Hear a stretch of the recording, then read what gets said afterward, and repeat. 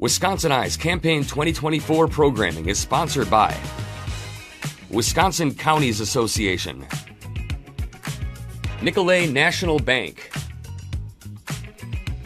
Wisconsin Hospital Association, Operating Engineers Local 139, the Wisconsin Realtors Association, the Wisconsin Laborers District Council, and North Central State's Regional Council of Carpenters. To support programs like this, please consider a tax-deductible donation at wiseye.org/donate or by texting WisEye to 44321.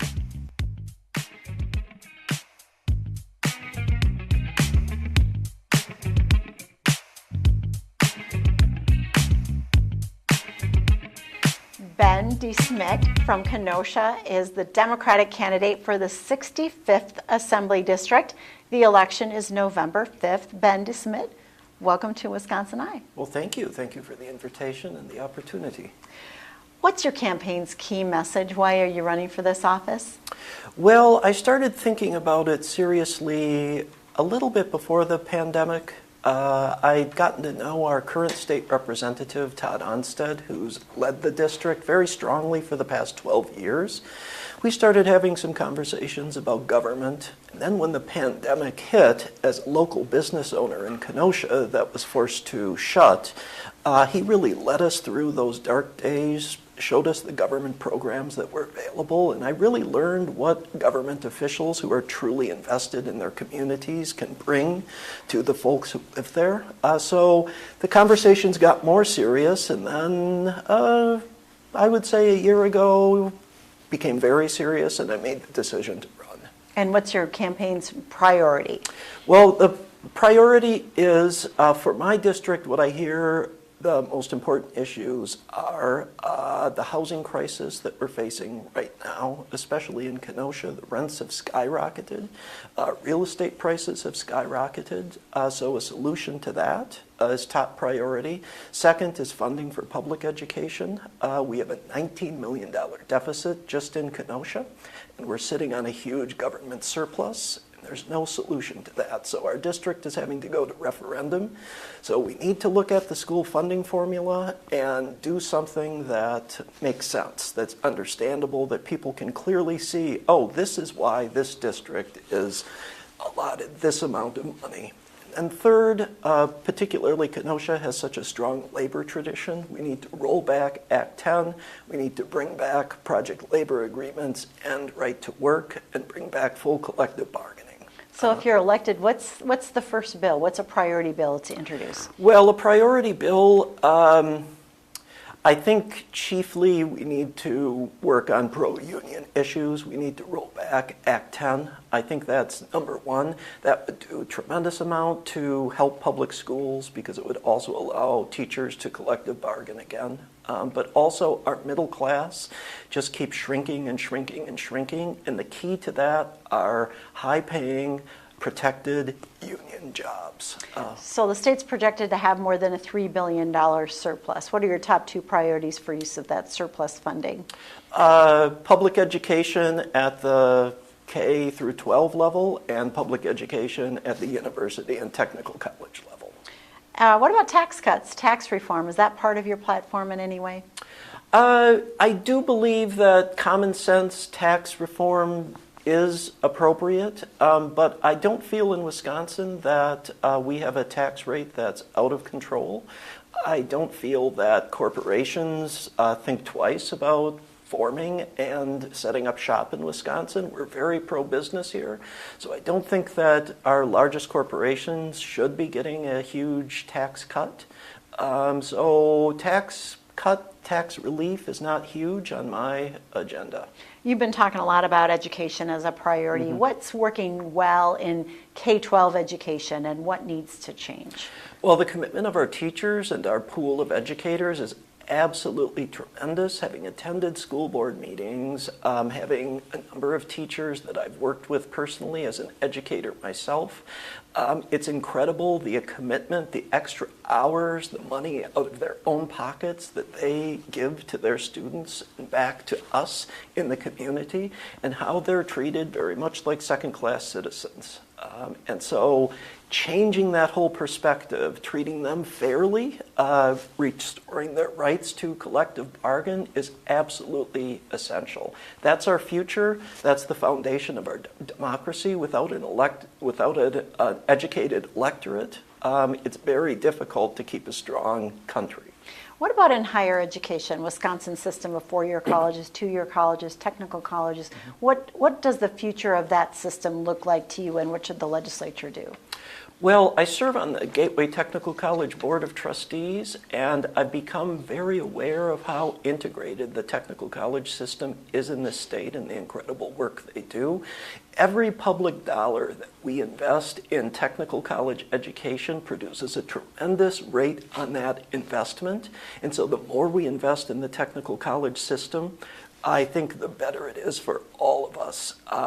But one thing that's very exciting are the relationships that the technical college system is building with high schools, so that many high schools in the state now, high school students can earn credit towards certificate programs and also begin apprenticeship programs before they leave. So they're actually earning salary before they've left high school while still working on an advanced certificate.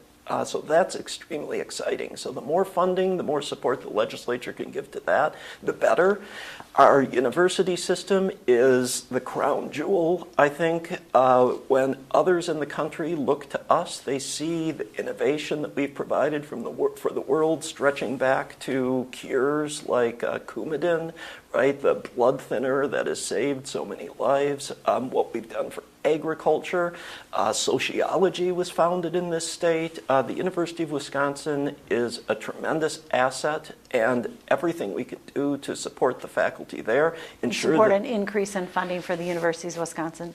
Absolutely, yes, because without faculty that are paid an essential rate, it's very hard to recruit new faculty to replace them. And with research, you have to be at the cutting edge. Without new faculty continually coming in and attracted to our university system, we're going to have problems in the future. What's the state's largest workforce development challenge, and what needs to be done about it? I think in terms of our state challenges, I really do think that Act 10 threatened the state in a way that people did not realize. When Governor Walker, before he was governor, campaigned, that was never an issue that he campaigned upon. In fact, just before the election, he was asked, and he said, "Oh, I can bargain. I can bargain with unions. I have no problem doing that." Then immediately after taking office, year after year, he attacked unions until they're basically pushed out of existence. A couple more workforce questions for you. Mm-hmm. Investments in public and energy infrastructure grow our state's economy. This also provides an opportunity to invest in our state's workforce, but currently there are no requirements for hiring local workers.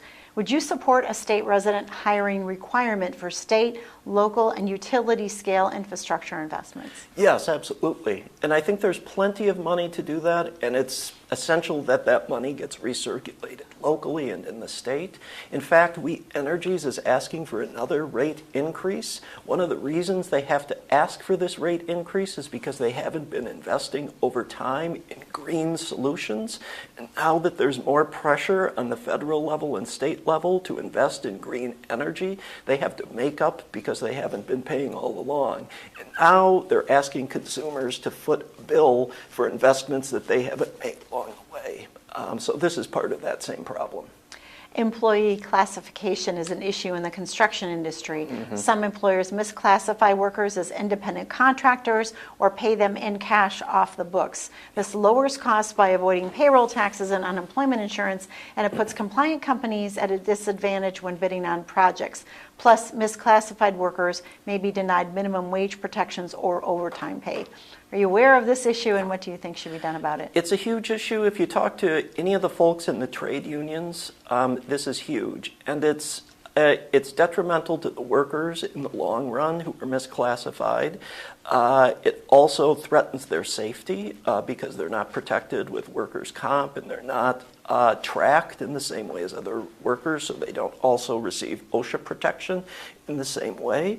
It's another way of undercutting unions and taking profits on the back of the consumer. It's wrong in every way. How to fix it at the state level? Well, we have to return to things like project labor agreements, where cities can say, we want to fund this project, but we want workers to be from the trades. We want them to come from here, be local, right? So that they're not driving 200 miles, setting up shop for a month or two, being misclassified, paid off the books. So if we return this state to strong unions, that will be a big step in the right direction to solving that problem. Affordable rental housing is an issue in Wisconsin. Some support government-imposed rent control to maintain affordability, while others argue keeping rent artificially low will decrease rental supply, resulting in increased prices. What is your sense of housing as an issue, and which best addresses rental housing affordability? Is it rent control, or building more rentals, or another solution?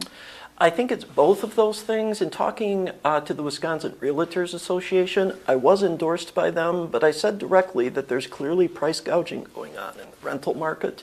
Of course, because there isn't a large enough supply, that's part of it, but that can be used as an issue to hide behind, to charge more for rents. And I said, if it goes on too long, where rent is increasing like this, we will have to explore rent control. I lived in New York City for many years, and I saw that rent control can work.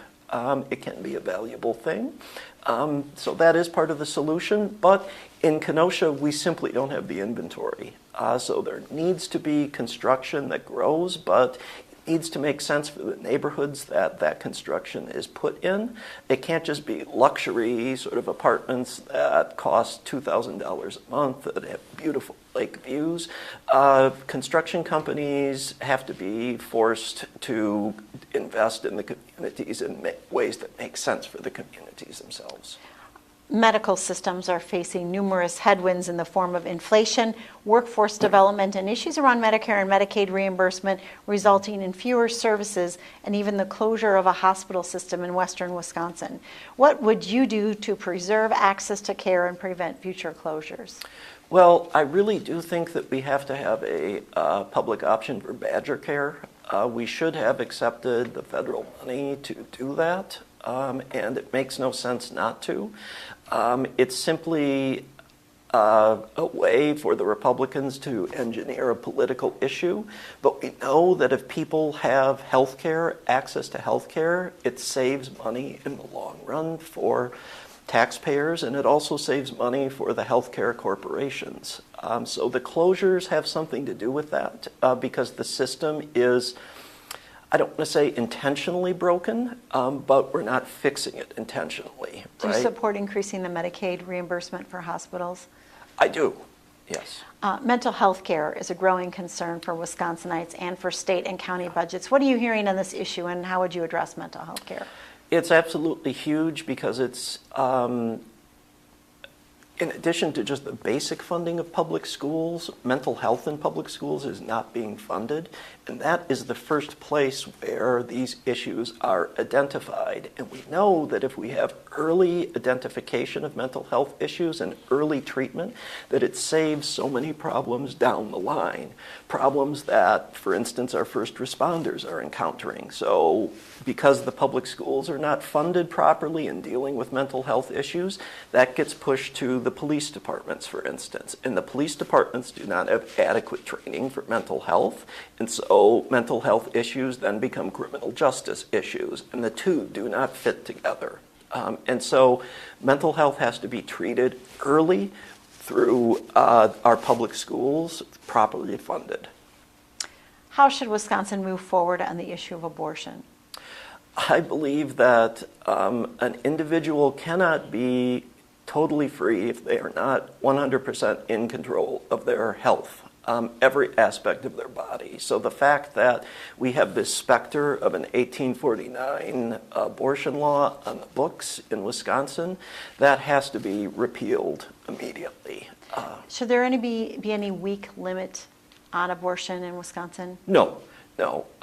The only limit should be the decision that the individual makes with the healthcare provider. That should be the only limit. What are the pressing transportation needs in your district, and how important is it that these are addressed for the state to keep on schedule with reconstruction of aging interstates and significant corridors of commerce? It's huge, and it's especially complicated in our region because we sit between Milwaukee and Chicago.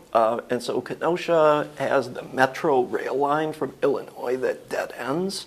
So we actually have commuter service in Kenosha to Chicago on the metro rail.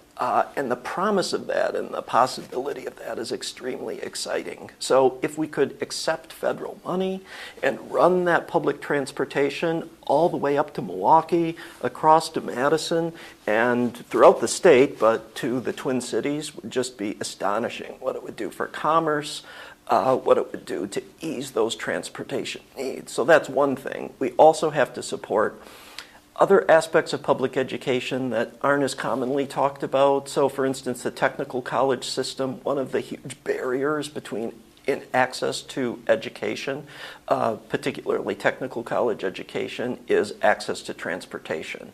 And so we have to explore public transportation options that are very low cost, that aren't prohibitive.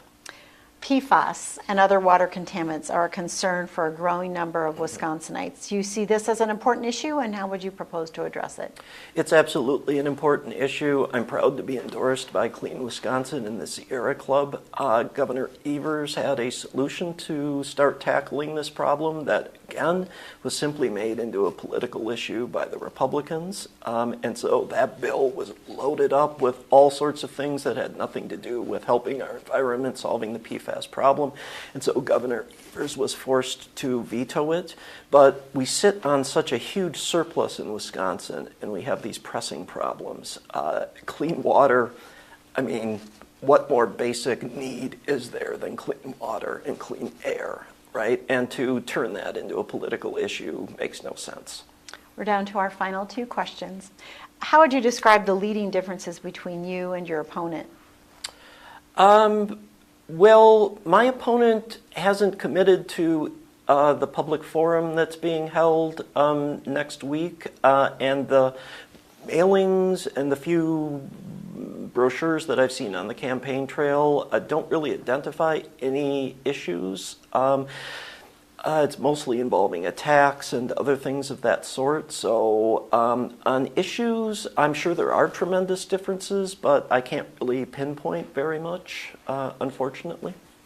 Final question. Let's say you're elected this fall. You get a magic wand you can use in the state capitol to resolve one issue in a way that brings all parties together. What is that issue?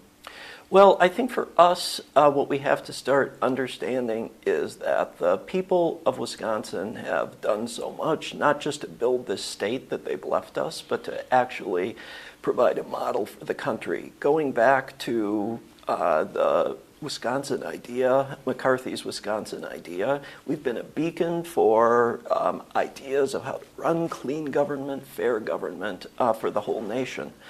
We can return to that. We need to open up the door to bipartisanship that went the way of the wind 30 or 40 years ago in the state, right? So if I could wave a magic wand, I would hope that we could get together on issues like education, common sense tax reform, but also returning and building a strong middle class, right? And the key to that, because of our traditions in Wisconsin, is labor unions. Well, thank you, Ben DeSmidt of Kenosha, the Democratic candidate for the 65th Assembly District. The election is November 5th. Ben DeSmidt, thank you for talking with WisconsinEye. Thank you. This programming is brought to you by our generous sponsors. Thank you for watching.